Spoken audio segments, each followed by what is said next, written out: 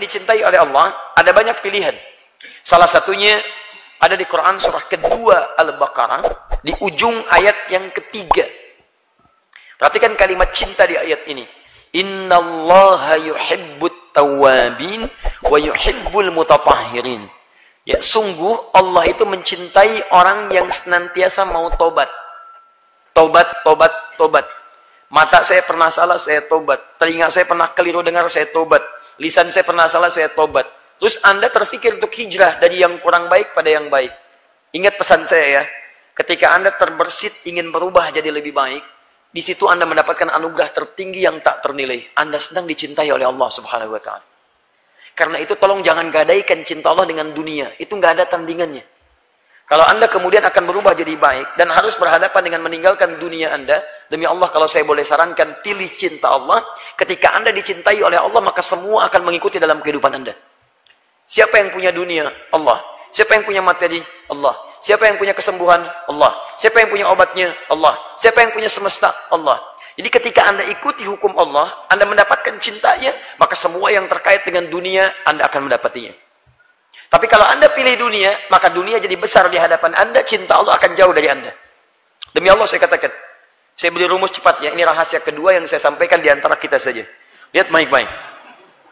Orang tobat, ciri pertamanya istighfar. Istighfar itu permohonan ampunan dari dosa. Ya, jadi begitu dia beristighfar, itu menandakan dia mau tobat di hadapan Allah. Astagfirullah, astagfirullah.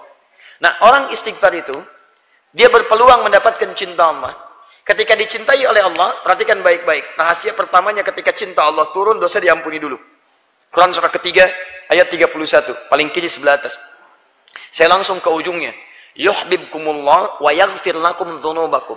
Kalau cinta Allah sudah diberikan pada Anda, maka yang pertama dosa Anda diampuni dulu. Habis semua. Habis. Ciri diampuni dosa, sederhana, gampang. Paling gampang adalah, lihat akibatnya.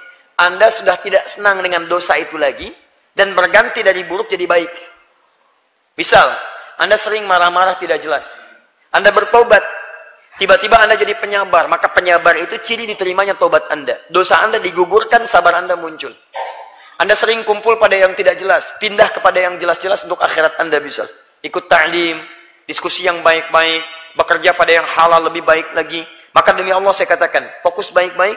Saat Anda kemudian berubah jadi lebih baik dari ujung kepala sampai ujung kaki, itu tandanya tobat Anda diterima oleh Allah Subhanahu wa taala. Dan dosa Anda sudah digugurkan. Jadi kalau sudah digugurkan, Anda jangan diulangi lagi. Hati-hati betul. Nah, kalau sudah seperti itu, ujian pertama Anda mesti berpisah dengan yang dulu-dulu.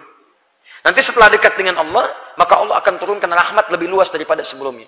Inilah yang menyebabkan Nabi Nuh alaihissalam, bukan di surah Nuh, dari ayat 10 sampai ayat 13-nya, sering meminta umatnya untuk istighfar, tobat, tobat, tobat. Ketika tobat, lihat ayatnya. Faqultu astaghfiru rabbakum innahu kana ghaffara. Aku sering katakan pada umatku, cepat istighfar, tobat, tobat, tobat. Karena Allah itu pasti akan menjemput orang tobat. Jadi kalau seseorang kembali kepada Allah, itu ditunggu itu. Bahkan hadis kutsinya jelas, hadis kutsinya. Kamu datang merangkak, aku datang dengan berjalan. Kamu berjalan, aku datang dengan berlari. Jangan dibayangkan keadaannya. Maksud ini kalimat mubalaghah untuk menunjukkan cepat. Dia Allah itu paling cepat merespon orang tobat. Cepat, lebih daripada apa yang Anda bayangkan. Yang paling menarik, teruskan ayatnya. Faqultu astaghfiru rabbakum innahu kana ghaffara. Yursilis samaa'a 'alaikum midrara. Kalau sudah tobat diampuni, diterima, dosa diampuni, maka Allah akan mencurahkan rahmatnya dari langit kepada Anda. Wa yumdidkum bi amwalin. Kalau rahmat turun dari langit, maka harta Anda akan diluaskan oleh Allah Subhanahu wa taala. Kalau yang menyampaikan adi hidayat, Anda boleh ragu, tinggalkan. Tapi kalau yang menyampaikan Allah, maka hukum berlaku. La raiba fi. Dzalikal kitabu la raiba fi. Jangan pernah Anda ragukan janji Allah Subhanahu wa taala. Quran surah 3 ayat 9. Innallaha la yukhliful mi'ad.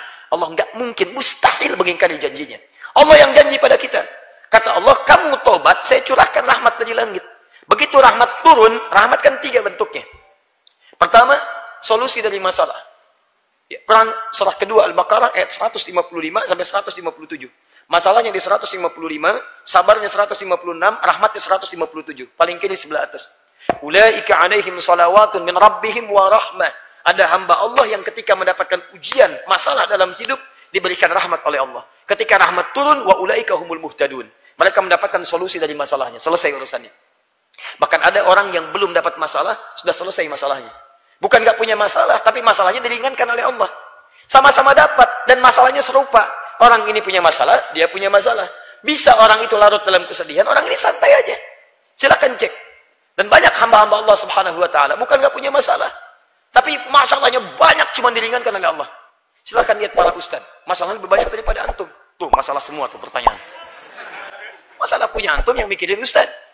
Dia itu luar biasa gitu kan. Tapi lihat yang lain-lain, Masya Allah. Demi Allah saya katakan, Anda mendapatkan ini rahmat turun. Kedua, ampunan dari semua dosa yang berlebih. Quran surah ke-39 ayat 53. Qul ya ibadiyalladzina asrafu ala anfusihim la taqnatu min rahmatillah. Kalau Anda pernah berbuat dosa, maaf ya, sepenuh langit, bahkan memenuhi bumi, daratan lautannya, darat laut bahkan udaranya. Demi Allah saya katakan, nyawa belum sampai ke kerongkongan, ada peluang Anda berubah jadi hamba terbaik di hadapan Allah Subhanahu wa taala. Tinggalkan yang buruk, Anda akan diangkat. Bukankah Anda sering mendengar ada orang ahli surga di lisan Nabi dijamin tanpa hisab? Coba cek latar belakang mereka. Bukankah mereka pernah berbuat salah? Teman-teman, tidak ada yang sempurna. Hei Anda yang pernah mabuk, dulu sahabat Nabi ada yang pernah mabuk, namanya Umar, 5 kali dalam sehari. Anda nggak seperti itu, dan jangan pernah bersaing, Anda kalah. Demi Allah saya katakan, tapi dia bisa memilih untuk meninggalkan masa lalunya, membuka lembaran barunya. Ketika dibuka dia masuk Islam dan baik keislamannya, hasuna islamu. Perhatikan bagaimana Allah mengangkat derajatnya. Demi Allah saya katakan, dosanya diampuni oleh Allah. Dijadikan jadi sahabat terbaik. Meninggalnya dikubur di samping Nabi. Pernah jadi khalifah, jabatan tertinggi. Dan surganya kata Nabi, masuk surga tanpa hisab. Kurang apa lagi? Luar biasa. Pernah ada pembunuh 100 orang. Bunuh 100 orang. Bertobat dia cuma datang ke majelis ilmu. Di tengah jalan tobat. Begitu tobat meninggal dunia, Masya Allah, turun langsung kalimat dakhalal jannah. Langkahnya menggugurkan dosanya ketika bertobat, setiap depaknya dihitung sebagai pahala. Ketika dosanya gugur, pahalanya muncul, apa yang terjadi? Dakhalal jannah, masuk surga, padahal pernah bunuh 100 orang. Siapa yang pernah bunuh 1 orang aja di sini? Boleh angkat tangan. Betul, saya minta polisi langsung ambil. Ya, supaya dikoreksi keadaan dirinya. Kan pesantren sebentar gitu kan. Teman-teman sekalian, alhamdulillah. Jadi 3, rahmat itu bisa berarti curahan dunia dan akhirat. Dunia dan akhirat. Itu dunia disebut Rahman, akhirat disebut dengan Rahim. Jadi kalau Anda mendekat kepada Allah, dunia diturunkan. Wa yumdidkum bi amwalin. Kami nanti panjangkan, luaskan hartanya. Wa banin, bahkan keturunan kami datangkan. Dimohon izin ya, Anda bisa perbanyak istighfar pada Allah. Hei teman-teman yang mendambakan keturunan, mendambakan pekerjaan yang baik. Ayo coba cara beristighfar. Saya beri rahasia yang ketiga. Ini di antara kita aja. Buka Quran. Surah ke-51, ayat ke-18. Ini istighfar terbaik. Istighfar terbaik. Anda lakukan setelah tahajud. Ini Quran ya, bukan saya. Quran yang bicara. Lakukan setelah tahajud, di penghujung malam sebelum subuh. Ya. Di Anda tahajud dulu, karena ayatnya terangkai dengan tahajud. Anda harus tahajud dulu. Mulai tahajudnya di ayat ke-15, 16, 17. Istighfarnya ayat 18. Lihat baik-baik Quran surah 51, buka ayat 15-nya, paling kanan di pertengahan. Innal muttaqina fi jannatin wa uyun. Ada orang takwa tinggalnya di taman surga. Akhidhina ma atahum rabbuhum innahum kanu qabla dzalika muhsinin. Mereka itu saat di dunia adalah orang-orang yang rajin ibadah, orang baik.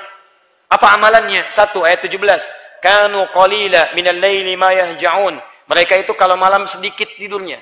Sedikit tidurnya. Di malam dia bagi untuk ibadah. Sedikit tidur, lalu dia ibadah. Begitu dia bangun, menjelang subuh, dia tidak tidur lagi. Perhatikan. Ini rahasianya. Wabil ashari hum yastaghfirun.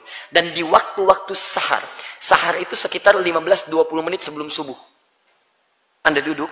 Hum yastaghfirun. Mereka istighfar kepada Allah. Istighfar. Hum. Hum itu bentuk jamak mereka. Bukan aib antum duduk dengan keluarga di rumah. Suami istri tahajud terus duduk di satu ruangan yang sama dan mulai beristighfar kepada Allah.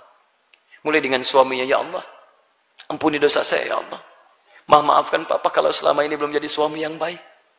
Ya adik-adik, anak-anak mohon maaf kalau selama ini papa belum memberikan yang terbaik untuk kalian. Belum mendapatkan ridha Allah untuk merawat kalian. Ya Allah ampuni saya ya Allah. Istrinya menyambut, Pak, mama juga mohon maaf kalau selama ini belum jadi istri yang baik.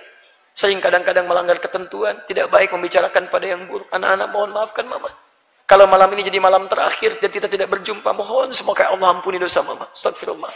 Anaknya berkata sampai si bungsu berkata, "Pak, maafkan Anda. Sampai hari ini masih sibuk dengan dunia. Belum mampu menghafal Quran. Belum bisa memberikan mahkota." Kemudian mereka semua beristighfar pada Allah. "Ya Allah, ampuni dosa kami, ya Allah.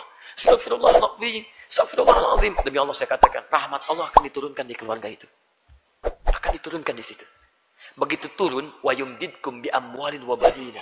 Setelah itu, Masya Allah, turun, hadir kenikmatan dalam hidup Anda. Minimal, rumah tangga Anda akan tenang, teman-teman.